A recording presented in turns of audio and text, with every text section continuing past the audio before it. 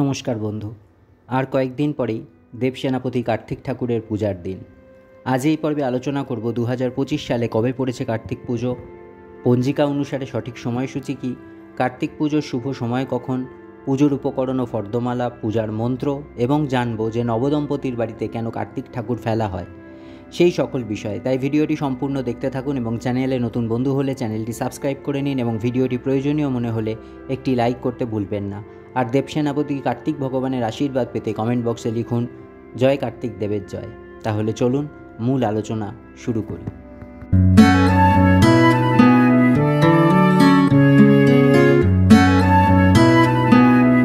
কার্তিক পুজো হিন্দুদের একটি পুজো। কার্তিক হলো হিন্দু যুদ্ধ দেবতা। দেবাদিদেব মহাদেব, শিব ও দশভুজা দুর্গার আদরের ছোট্ট পুত্র কার্তিক। গণেশ তার দাদা। তবে কোনো কোনো পুরাণে কার্তিককে বড় এবং গণেশকে ছোট পুত্র বলে উল্লেখ করা হয়েছে। এসব নিয়ে নানা মত পার্থক্যও আছে। কার্তিক বৈদিক দেবতা নন, তিনি পৌরাণিক দেবতা। প্রাচীন ভারতে সর্বত্র কার্তিক পূজা প্রচলন ছিল। উত্তর ভারতে ইনি এক প্রাচীন দেবতা রূপে পরিচিত। অন্যান্য হিন্দু দেবদেবীর মতো কার্তিকও একাধিক নামে অভিহিত হন, যেমন কৃত্তিকা সুত, অম্বিকেয়, নমুচি, স্কন্দ, শিখিধ্বজ, অগ্নিজ, বাহুলেয়, ক্রৌঞ্চারতি, সরোজ, তারকারী, শক্তিপাণি, বিশাখ, সরানন, গুহ, সন্মাতুর, কুমার, সৌরসেন, দেবসেনাপতি ইত্যাদি। ভারতের অন্যান্য অঞ্চলের তুলনায় দক্ষিণ ভারতে কার্তিকের পূজা অধিক জনপ্রিয়।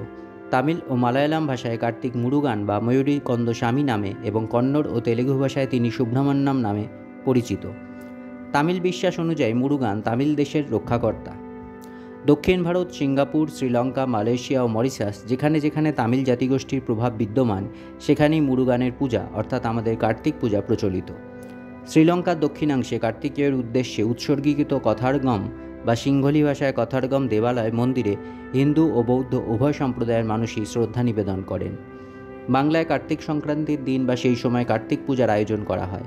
পশ্চিমবঙ্গের হুগলি জেলার চুঁচুড়া, বাঁশবেড়িয়া, কাটোয়া ও আরও অনেক পার্শ্ববর্তী অঞ্চলে কার্তিক পূজা বিশেষ প্রসিদ্ধ। এছাড়া বাংলার গণিকা সমাজে কার্তিক পূজা বিশেষ জনপ্রিয়। দুর্গাপূজার সময়ও কার্তিকের পূজা করা হয়। কথায় বলে বাঙালির 12 মাসে 13 পার্বণ। সারা বছর ধরেই নানা রকম ধর্মীয় এবং সামাজিক অনুষ্ঠান লেগেই রয়েছে। আমরা অনেক পূজা সম্পর্কে ভালো করে জানি না। মহাকবি কালিদাস তার কুমার সম্ভব কাব্যে কুমার তথা কার্তিকের জন্মের পূর্বকথা আলোচনা করে গেছেন। এবার জেনে নিই 2025 সালে কার্তিক পূজা কবে পড়েছে। 2025 সালে কার্তিক পুজো পালিত হবে 17ই নভেম্বর বা 1432 বঙ্গাব্দের 30শে কার্তিক সোমবার।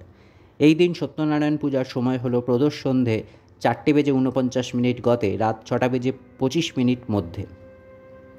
গঙ্গা স্নান ও দানের শুভ সময় 17ই নভেম্বর বা 1432 বঙ্গাব্দের 30শে কার্তিক সোমবার সূর্যোদয় থেকে দিবা 11:22 মধ্যে।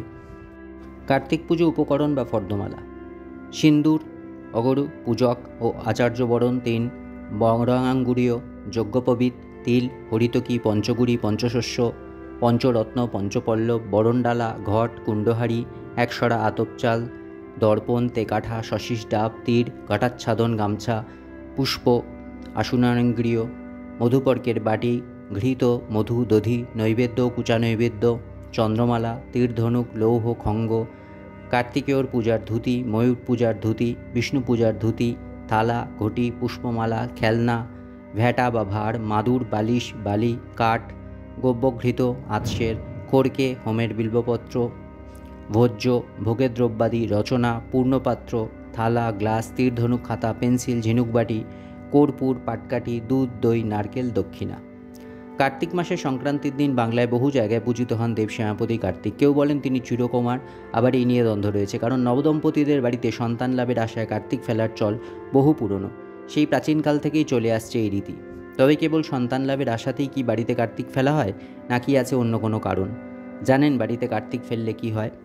প্রচলিত ধারণা অনুসারে সন্তান লাভের জন্যই কার্তিক পুজো করা হয়। মনে করা হয় নবদম্পতি বা নিঃসন্তান দম্পতিরা যদি কার্তিক পুজো করেন তাহলে তাদের কোলে ফুটফুটে কার্তিকের মতো পুত্র সন্তানের জন্ম হয়। তাই মজার ছলে পরিচিতরা কার্তিক পুজোর আগে নববিবাহিতদের বাড়িতে ঠাকুর ফেলে চলে যান। পুরাণ অনুসারে কার্তিককে দেবসেনাপতি বলা হয়, তবে তার নামের কারণ কিন্তু দেবসেনার সেনাপতি হওয়ার জন্যও নয়, বরং তিনি দেবসেনার পতি, তাই কার্তিক দেবসেনাপতি। দেবসেনা ছিলেন ব্রহ্মার মানসকন্যা, তাকেই বিয়ে করেন কার্তিক। ব্রহ্মবিবর্ত পুরাণ মতে ব্রহ্মা ও সাবিত্রীর কন্যা হলেন দেবী ষষ্ঠী। দেবী সেনাপতি হলেন দেবী ষষ্ঠী কার্তিকের স্ত্রী। দেবী ষষ্ঠী হলেন জন্মসূত্রে দেবী। সন্তানদের রক্ষা করা ও আগলে রাখাই তার মূল উদ্দেশ্য। সেই কারণেই সন্তান লাভের আশায় কার্তিক পুজো করা হয়ে থাকে। কিন্তু সন্তান লাভ ছাড়াও একাধিক কারণে কার্তিক পুজো করা হয়ে থাকে। কার্তিক ঠাকুর হলেন যুদ্ধের দেবতা, তাই মনে করা হয় কার্তিক পুজো করলে যে কোনো যুদ্ধ জয় করা সম্ভব। শত্রুর হাত থেকে রক্ষা পেতেও কার্তিকের পুজো করতে পারেন। কার্তিক দেবতার ধ্যান মন্ত্র: ওম কার্তিকেয়ং মহাভাগং ময়ূরপর সংস্থিতম তপ্তকাঞ্চ বর্ণভ্যাং শক্তিহস্তং বরপ্রদম দ্বিভুজং শত্রুহন্তারং নালালঙ্কারভূষিতম প্রসন্নবদনং দেবং কুমারং পুত্রদায়কম। প্রণাম মন্ত্র: ওং কার্তিকেয় মহাভাগ দৈত্যদর্পনিষূদনং প্রণতহং মহাবাহো নমস্তে শিখি বাহন রুদ্রপুত্র নমস্তুভ্যং শক্তিহস্ত বরপ্রদ ষান্মাতুর মহাভাগ তারকান্তর প্রভ মহাতপস্বী ভগবান পিতুর্মাতপ্রিয় সদা দেবানাং যজ্ঞরক্ষার্থং জাতস্তং গিরিশিখরে শৈলতাজ্যায়ং ভবতে তুভ্যং নিত্যং নমো নমঃ।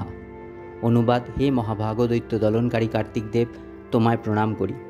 হে মহাবাহ ময়ূর বাহন, তোমাকে নমস্কার। হে রুদ্রের পুত্র শক্তি নামক অস্ত্র তোমার হাতে, তুমি বর প্রদান করো। কৃত্তিকা তোমার ধাত্রীমাতা, জনক জনকীর প্রিয় হে মহাভাগ, হে ভগবান তারকাসুর বিনাশক, হে মহাতপস্বী প্রভু, তোমাকে প্রণাম। দেবতাদের যজ্ঞ রক্ষার জন্য পর্বতের চূড়ায় তুমি জন্মগ্রহণ করেছ। হে পর্বতী দেবীর পুত্র, তোমাকে শতত প্রণাম করি। বন্ধু, আজ এই পর্যন্তই। আবার দেখা হবে আগামী পর্বে। ততক্ষণ ভালো থাকুন, সুস্থ থাকুন, হাসি খুশি থাকুন। ধন্যবাদ।